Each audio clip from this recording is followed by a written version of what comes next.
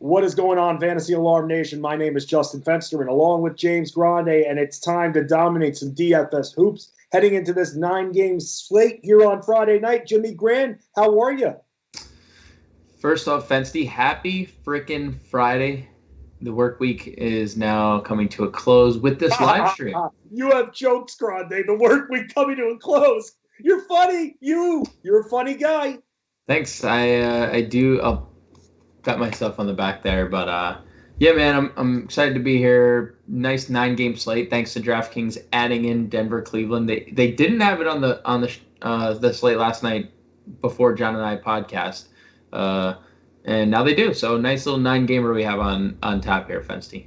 Yep. As always, we're going to start with the injuries. We're going to go over the John and Pemba DFS NBA playbook that is currently live on fantasyalarm.com. You could go over that with us. We'll go over some plays per position that we like and don't like, and we will update the news as we go. It was a very crazy day, a lot of questionables, and let's start with the Clippers with the Wings, both questionable, Kawhi Leonard and Paul George. Drew Holiday, I haven't seen him ruled out yet. I'm not expecting him to play, but it's the NBA where amazing happens. He's been dealing with COVID, has not been ruled out. Kyle Lowry is dealing with multiple injuries. He's questionable for this game. Draymond Green is a game-time decision. And, James, we could stop there because if we need any more examples about the weird NBA reporting, all of a sudden, 1 minute, he's going to play, and then it's, let's pump the brakes. Game-time decision, my friend. Changes by the minute.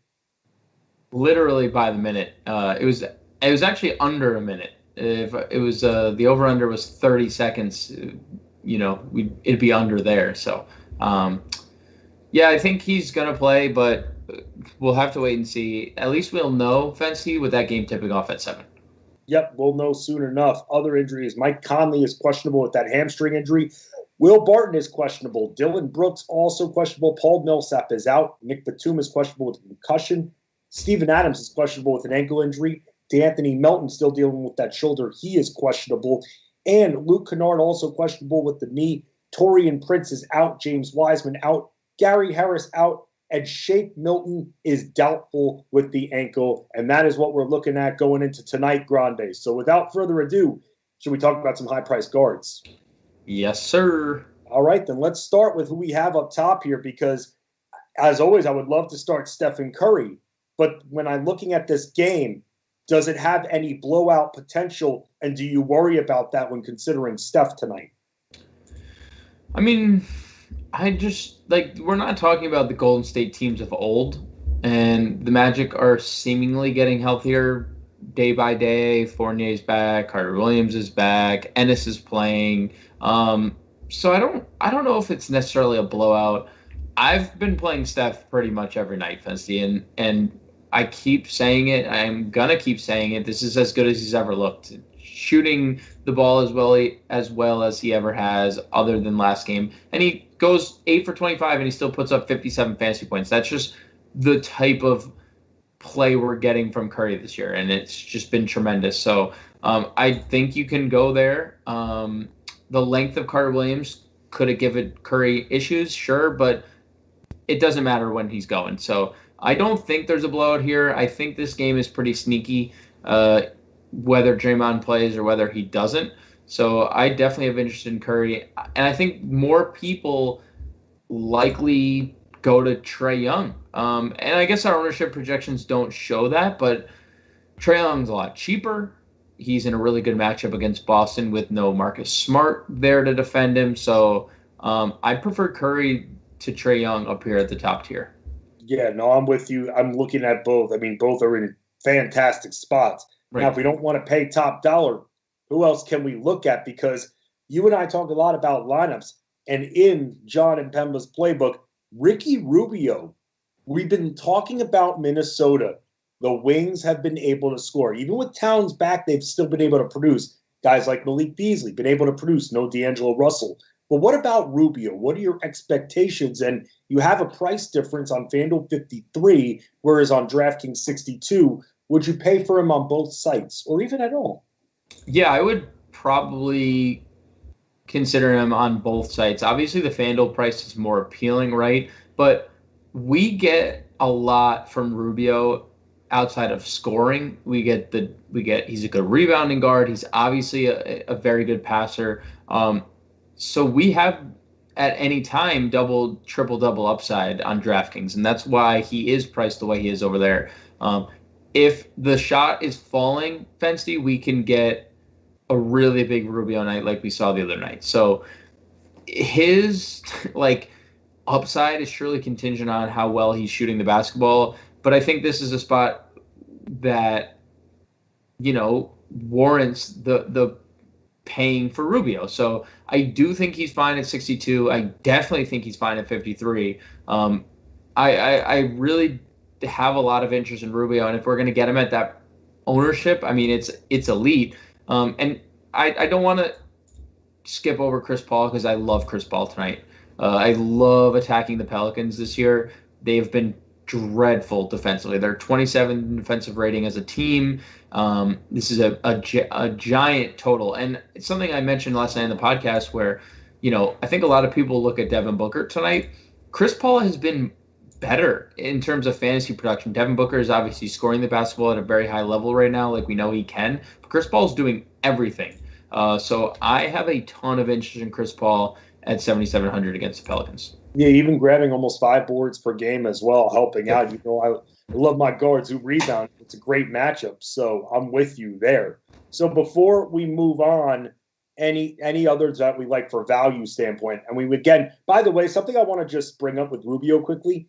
If Kyle Lowry ends up suiting up, it actually kind of makes me like Rubio more because I think Rubio will be able to use his quick step and get to the rim a bit more. What do you think about that? You don't have to buy into my theories on the NBA. It's all right. I actually think Lowry's a pretty nasty defender. I think that you're right. I get what you're saying. Not 100% Lowry. Fair. That's my whole point. I just want as open shot attempts we can possibly get for Rubio, and I don't think Kyle Lowry and his bullish ways allow that to happen very often. Because we need Rubio to get open shots. Let's face the facts. Right. He's not hitting many contested jumpers. So I don't feel the same way, but I can get behind what you're saying. And also I don't love the value at point guard. To be frank, I don't. It's funny you say that, Grande, because what I did for the starting 5 for today, because I had such a tough time at point guard, I almost went Chris Paul, but instead I toggled over Shai Gilgeous-Alexander because he qualifies there. So with that on DraftKings, I toggled him over, and I just think he's in a fantastic matchup because I think when it comes to the Bucks, you can attack their backcourt, and who better than SGA with this Thunder squad? Yeah, I think it's funny how Milwaukee is 10-point favorites. They've lost a bunch of games in a row. They lost at home. They were getting blown out at home last night to Toronto. And this OKC team, for what they are, has been extremely scrappy. Let's just face the facts. They are competitive in a lot of games they shouldn't be. And I just don't see this Milwaukee team being that much better unless Giannis just has one of those outlier performances, which we obviously know is possible. But I'm with you on SGA, and you love to see first game back from the COVID experience, 33 minutes. So you love to see that, and I'm with you on SGA for pretty much all formats. I think it's an interesting game to stack, like Giannis, DiVincenzo, Gilgeous-Alexander, like a mini stack there, or something along those lines. I think that could be pretty fruitful. I was kind of looking at Chris Middleton as well, and I know he toggles between the 2 and the 3, and I don't know what it was, man, because again, I've been looking at this matchup too. I wasn't, I guess, motivated enough to put him in the starting 5. Do you have a feel one way or the other on him? I mean, I love the price. That's about the extent of what I love about Chris Middleton right now. And Fancy, I'm not gonna lie, I've played him the last 2 slates, and the Toronto matchup is as good as it gets against small forwards, with or without OG. It doesn't matter. They're very poor at defending the small forward and allowing fantasy production. He just doesn't look right. He's not shooting a lot, which is surprising because he is a very potent scorer. I mean, he had 0 assists 2 games ago. I don't know, man. It doesn't feel right. I think that there's obviously tournament upside because he is clearly the second option on this team, and I mean he's an all-star multiple times. So I mean this is a poor version of Middleton that I don't. I think you can play in tournaments because I think generally most people are options in tournaments, but it's not something like if we're sticking with shooting guards. I mean Fred VanVleet is $200 more, right? Yeah. In a spot against Minnesota that everyone wants to attack. He just put up 36 fantasy points. I mean, Malik Beasley, who's a shooting guard on DraftKings, just played 41 minutes and put up 45 fantasy points, 31 actual. There's still no D'Angelo Russell. Sweet Lemon Pepper Lou, if Kawhi Leonard sits. I mean, I just think there are better options in Middleton. And like you said, like there's just no real motivation. It's just a tournament play only. Who do you prefer for Minnesota between Edwards and Beasley? Beasley and Edwards. I think coming off a dud. I know that, but I still believe it until D'Angelo Russell comes back. I'm still putting my eggs in his basket. He's allowed to have a bad game every so often. Yeah, it's not necessarily about the bad game. Beasley's had a really good floor outside of the Lakers game, which again, the Lakers are a tough matchup. The Lakers are, what they are. They're one of the best defensive units in basketball. Straight up. That's just what they are. Beasley's put up 33 or more fantasy points in 8 of 9 games. That's a floor that I'm looking for. And like I just mentioned, we can attack Toronto on the wings, and I know Edwards is also there. But I mean, if you're telling me he's going to go 13 for 25, I mean, or the potential to go 13 for 25, I mean, I'm going to rock with Beasley all day. Dude, just the 25 shots alone, I'm fine with that, man. Right. I like that. And I'm totally cool with that. That's actually, when it comes to the shooting guards and small forwards, that's the first area I always look. Last 3 or 4 games, how many shots have you taken? So I love when I see that 15 to 20 right there. What about Norman Powell on the other side? You still like him now that OG Anunoby is back in the mix? Yeah, I mean, John and I were speculating about OG last night. Like, I don't think he's going to sit. There hasn't been any indication, but he was on a it is a back-to-back. He was on a minutes restriction last night. I mean, he didn't play for 21 days or so before his 2 games against Milwaukee. So we've seen crazier things happen than like OG sitting here. But even if he doesn't, is he going to only play 25, 26, 27 minutes again? And even if Lowry plays, they're starting this uber small lineup with Siakam at center, which I think they can do because Siakam's 6'10 and Towns is, 6'10, 6'11. So I don't think that's like a crazy thing for Toronto to do. And if Powell's continuing to start, yeah, I mean 29 actual last night against Milwaukee. He's scored 20 actual or more in 7 of his last 10. So, yeah, I'm perfectly fine with Norman, all formats. Honestly, whether Lowry plays or not, obviously we like him more if he doesn't. But he's under 6K on FanDuel. I think that's just a big price discrepancy. How are you feeling about Pascal Siakam as we move on to the small forwards? It always makes me laugh that it's listed as small forward. But come on, bro. That price point going up against Minnesota, yeah, all day, man. You see the big smile on my face. Yeah, and I mean he's been great lately, and that's not going to change if Lowry sits. So you kind of have to play him.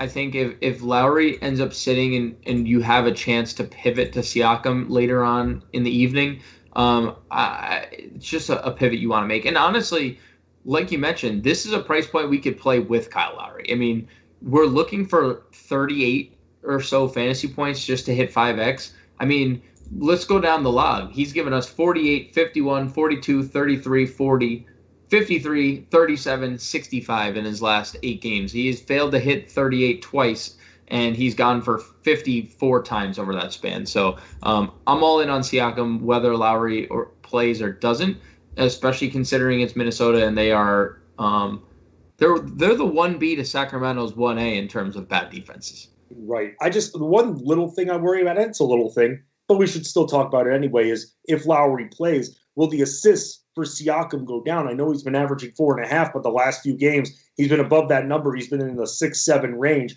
Does that concern you at all? Nope. Okay. Nope. I just had to ask. Let's move on to another player that's in John and Pemba's playbook here, and this is someone that I also wasn't sure about. A lot of players I just wasn't sure about. Right. Kyle Anderson, though, I'm pretty sure it was you when you, me, and John were talking earlier. Was it you that said that you were still down with Kyle Anderson? If so, how do you feel about him going up against Detroit? Wasn't me.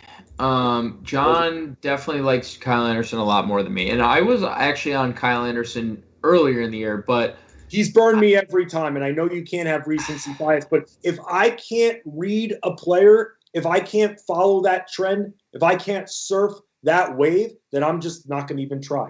I mean, the problem now with this Memphis team is everyone is playing similar minutes in the front court because now that Brandon Clark is back, we saw Valanciunas take a hit. His minutes went down to 28. He was playing 30 without him. We saw Anderson's minutes dip down to 26, even though he started at power forward again. We've now seen 26 minutes twice in a row. And now Brandon Clark, coming off the bench, has now played 16, but we saw a massive jump the next game to 25. So I don't love that the minutes are trending down for Anderson. I get the production has been there. If that's what you want to point to, that's fine. Like, he has been really good in terms of production, but when he's not good, right, and his shot isn't falling, or let's say he comes out and turns the ball over 3 times in the first quarter, does he play 22 minutes and Brandon Clark plays 28? I don't know. And in 6,400, it's not free.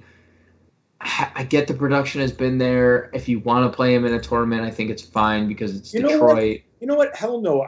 I'm going to find $500 and I'm going to get Beasley. That's what I'm going to do. Probably the way to go. I think you could also go to Kelly Oubre, who has been incredible. He and Wiggins, I think, are both in fantastic spots tonight. Yeah, I think the Warriors, and that's why when you were asking about the blowout, I don't feel the blowout here. Maybe that's just me hoping the blowout doesn't happen, right? No, let's break it down. I mean, they are getting a little bit healthier. I'm not saying Al-Farouq Aminu is a game breaker, but that is adding more size. They have Fournier back as well. So that's going to add some scoring there. However, it makes me love the other side of that because his defense is so shoddy that it makes me just want to attack him most nights. So that right there makes me love Wiggins and Oubre even more. Yeah, I mean, it's hard. Oubre Orlando against small forwards 24th in DVP. So it's a fruitful matchup. It's a matchup we want to attack. And he's shooting the lights out of the ball. He's shooting 24 of 50 from 3 in February, which, finally, right? And after that dreadful start to the year, I mean, it's good to see the shots starting to fall. So I can get behind both Oubre and Wiggins. Wiggins went for 40 earlier in the year against him. He's fixing to be chalky, which I didn't necessarily expect, but Wiggins' price point is really appealing, and that's kind of, I think, what the driving force behind the ownership is. But I do like Wiggins. I do like Oubre. I do like the Warriors as a whole. Let's talk about Detroit's wings now, because with Blake Griffin not going to play again until he's moved, all of a sudden you now have Josh Jackson, DeLon Wright, and you have Saddiq Bey, all who could be multi-category producers. Is there enough room at this Detroit table? And you and I both know that Jeremy Grant has a big appetite. Is there enough room for the other 3 guys to be able to produce on a consistent basis, especially Saddiq Bey? I think it's going to be a random kind of like one guy goes off one night or 2 guys are good and then the other guy suffers. I don't see a scenario where all 4 of those guys all get 2 slices of pizza when there's only 6 slices, they're going to have to cut their slices in half. And well, wait, there's 8 in a pie. Yeah, well, for this example, there's only 6 because it's Detroit style, it's smaller. It's smaller. So I like Saddiq Bey. I like the matchup, but I don't like that he took 7 shots. And it's something I brought up the last time we talked about him, he was extremely efficient in the 2 games that he was very successful in. And the peripherals have been there. I mean, 12, 4, 7 rebounds, 3 and 6 assists the last 2. And he has steals in the last 2. So, like, yes. But I think I prefer the other Detroit guys. Like, I lean Josh Jackson a little bit. I probably lean DeLon Wright a little bit. So, as much as I like Sadiq Bey, the player, and I always thought he was the best, kind of small forward option they had to begin the season with, I don't know how much exposure I'll have tonight. I'll probably be underweight and probably go a different direction. I'm holding up the one index finger because one more injury. That's all it takes. One more injury in that midcourt, and Sadiq Bey is going to go off, and we're going to have to smash that price point. It's going to be where it's at right now. It's going to be in that range. We're going to have to smash one more injury, Grande, and for season long too. One more injury, and then he'll be more productive. I'm ready, Grande. I'm waiting. We got Blake out of the way. Just one more, baby, because I know that you like Bey. We talked a lot about it. I like Bey as well. He needs one more player out of the way, in my opinion. Fancy, we potentially have some breaking news here. So Shake Milton was ruled out, and all day Ben Simmons has been listed as probable, but he did not go through shoot around and is currently listed as a game time decision due to the same illness that kept him out previously. I'm not asking the question. I mean, that changes so many things if Ben Simmons sits, because I still think they're significantly better than the Bulls, even if it's Embiid and Toby. But we saw the other day with Harris went for 60 fantasy points and Embiid went for 60 fantasy points. Seth Curry started at point guard, went for 40 fantasy points. I mean, so pretty much what you're saying is if he ends up not playing, this becomes a complete Philly stack. It can be a Philly stack. I think it has to be. I mean, Thibault played 31 minutes, and yes, Thibault is not a scorer. He doesn't take any shots. He took 2. But he played 31 minutes, had 4 steals and a block. If you're playing over on FanDuel, I mean, that's 15 free points you are getting for a guy that's very cheap. So I definitely think this is news that we have to monitor, because if we're getting a sub 8K Tobias Harris against the Bulls, and we're getting Embiid without Ben Simmons, they almost become auto plays. And so does Seth Curry. Honestly, like I do think that there's merit to playing all of them. Seth Curry is $4,800 on DraftKings, Fensty, and he played 37 minutes, 35 minutes, 34 minutes the last 4, and he went for 38 fantasy points. If Simmons is ruled out, I think I'm all aboard the Philly train, and can I add this? If that happens and then you game stack now with Ben Simmons, who coined himself the best defensive player in the NBA or the best defensive whatever guard forward, whatever he is, NBA, does that make, if you want to do a cheap stack, do you run it back with Kobe White all of a sudden? I think you would run it back with Levine. Okay. I think you would run it back Levine, because I think the matchup would be Kobe White versus Seth Curry. I don't think that would. I think it would be Ben Simmons and Levine matched up with one another, gotcha. Or at least Simmons guarding Levine, and that would change things drastically if there was no Simmons for Levine. I think that could be a pretty interesting stack if you went that direction. All right, so we'll have to see if Ben Simmons ends up playing. This is wild. 7:30 is that game. Roster lock at 7, so definitely a chance we know. Doc Rivers has been crazy this year, though. So we definitely have to pay attention to the news. Yeah, we don't even have to get into why that is. But let's move on to the 4s here and talk about Giannis. Let's talk about Tatum, because even though Jaylen Brown is playing, maybe he's not 100%. But power forward's got a lot of options, and John pinpointed a few. I mean, I love Zion. Who do you like of the high-price guys? There's just so many to pick from. I mean, I think all 3 of the guys he has listed. I think Giannis is an elite play. I think after last night he's going to be pissed off, and I think the Thunder are going to get the brunt of that. unfortunately for them. I think it's going to be competitive, but Giannis has been a freak. Tatum is an elite play under 9K over on DraftKings, and Zion has shown us the upside we need. So I like all of them, to be quite honest. And I think since we're on power forward, if there's no Simmons, clearly Tobias Harris is firmly in play as well. Siakam is a power forward on DraftKings. Those are all the high price guys I would look at, and I think they're all in excellent spots. Who do you like for value? And I was asking you about this before. Do you still like that? How are you handling the Bulls front court at this point?